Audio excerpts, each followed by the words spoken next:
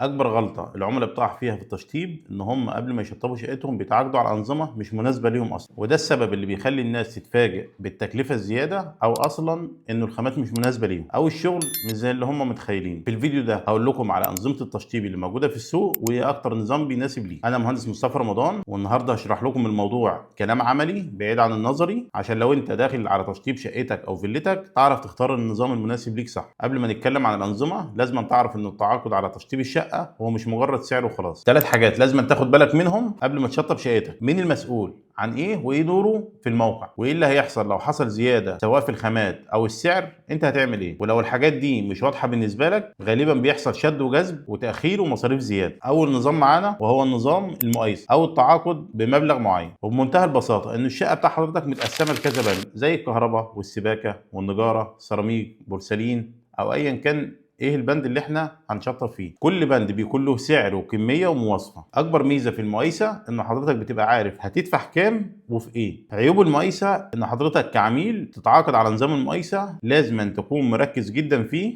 لانك انت لو مش مركز في كلمه معينه فبعد كده هتصرف فيها كتير لاي تعديل هتطلبه. مثال بسيط، هنقول مثلا انه البورسلين اللي حضرتك هتعاقد عليه 60 في 120 60 في 120 البند فيه بند السيراميك 60 في 120 بيبدأ معانا من 400 ل 5000 جنيه. طب لو مكتوب لك 60 في 120 وانت مش مركز جدا في الكلام او في البند او في التوصيف او في الكميات وحبيت تختار درجة لون من شركة معينة لشركة تانية ممكن تدفع دبل التكلفة. ومثال تاني برضو بالنسبة للديكورات، ممكن يبقى محطوط كوست معين لبند الديكور وانت مش عارف هو ايه، فالديكور ده ما يعجبكش فاضطر انك انت تغيره، فلازم تعمله مع نفس الشركه اللي انت بتشطب فيها، فهتلاقي نفسك برضو دفعت اضعاف اضعاف. النظام ده مناسب لمين؟ مناسب لاي حد ان هو محتاج يشطب شقته ومعاه مبلغ معين وما بيحبش التفاصيل كتير ومش محتاج ان هو يغير. وتاني نظام معانا وهو نظام الباقات، ودي انظمه في منها كتير في السوق زي الاقتصادي والسوبر لوكس واللوكس واللاكشري وفي اي بي، وفي منها مصطلحات كتير. النظام ده الشركه هي اللي بتحدده حسب الباقه اللي انت بتختارها وحسب المستوى اللي هم حاطينه في الباقه. يعني بدل ما نحسب كل بند لوحده، الشركه اللي انت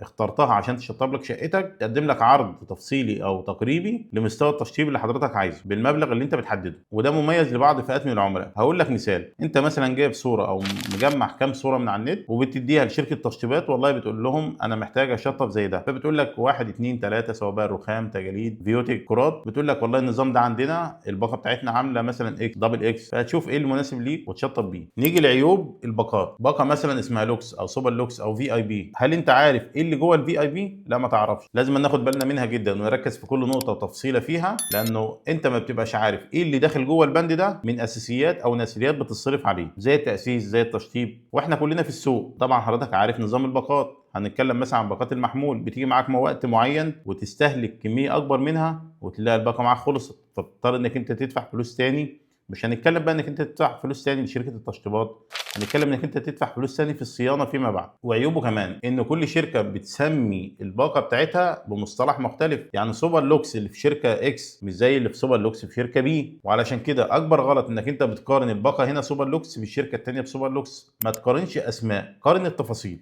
لازم تسال ايه الخامات اللي جوه الباقه، ايه الخامات اللي جوه البند، ايه التفاصيل، ادخل في التفاصيل. معانا ثالث نظام وهو الكوست بلس، وده ببساطه التكلفه الفعليه للوحده زائد نسبه المهندس بتساوي توتال مصروفات المشروع. الميزه الكبيره هنا في الكوست بلس انه العميل بيبقى شايف كل جنيه اتصرف في ايه وكل تفصيل، حتى هو لو ما عندوش علم ودرايه، فالمهندس المسؤول عن تشطيب شقته او فيلته بيوضح له كل التفاصيل وبيهتموا بالتفاصيل هما الاثنين مع بعض. النظام ده بيدي مرونه كبيره جدا سواء للمهندس المسؤول او صاحب الشقه ان هما الاثنين يتكلموا في الخامات والتفاصيل والماديات ويقارنوا ما بين حاجه وحاجه تانية خالص، سواء ما بين سيراميك وسيراميك تاني خالص. مثال مثلا لاي بند شغالين فيه في نظام الكوست بلس، وهنقول مثلا التجاليد في منها صناعي في منها طبيعي، انت بتحب ايه؟ هل بتحب الطبيعي او بتحب الصناعي؟ التكلفه هنا بتفرق شويه، واللي بيوضح بقى الجزئيه دي معانا المهندس المسؤول او الشركه اللي انت بتشطب فيها. وكذلك مثلا السيراميك، لو انت مثلا بتحب السيراميك المط او السيراميك اللامع، السيراميك اللامع معانا بيبدا معانا مثلا وليكن 400 500 لحد فيما فوق 2003. المهندس المسؤول وهو نازل يشتري معاك السيراميك بيوضح لك بقى مميزات البلاطه دي وعيوبها ومميزات البلاطه دي وعيوبها، سواء كان بقى البلاطه دي ب 500 او ب 1000 او البلاطه دي برضه ب 1000 او ب 2000. عيب الكوست بلس انك انت لو اخترت شركه غلط فانت هتصرف كتير. ميزته انك انت لو اخترت شركه صح وثقت فيها هم وظفوا كل جنيه مكانه صح، فكده هتبقى هتبقى ميزه بالنسبه لك، لانه العميل هنا مش بيشتري رقم ثابت، هو بيشتري شفافيه، بيشتري وضوح، بيشتري كل حاجه فيه. لو ما فيش بقى هنا وضوح او توثيق او نظام متابعه ومحاسبه من اول يوم، هيبقى باب مفتوح للخلافات والقلق. النظام ده مناسب جدا للعميل اللي محتاج جوده وتفاصيل ومستعد يشتغل مع شركه عندها شفافيه ونظام واضح.